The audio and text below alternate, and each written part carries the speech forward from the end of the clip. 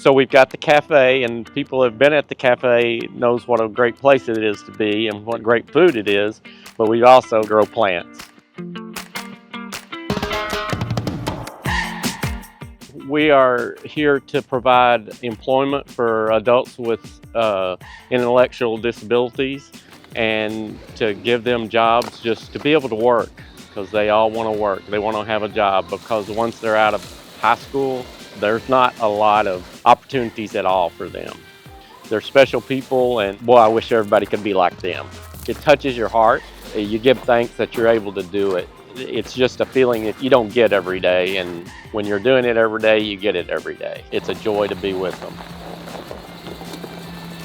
We're 9 miles north of McKinney, and we grow all types of plants, annuals, perennials, hanging baskets. We grow poinsettias. So we let everybody go through the greenhouses. They get pick their own plants. The MCDC, they've provided a couple of grants. Anytime we've gone to them for needs that we need out here to help expand or anything like that, it's just been fantastic. They've always provided whatever we needed when we asked. They're just a great organization for us. In McKinney, in downtown, and the planters that are in the downtown area, well, pretty much 99% of what you see in those planters comes from right here, from these greenhouses and these growing areas. And so we've established that relationship with the city. I knew they had a restaurant down the street here, but I didn't know they had a nursery at the time.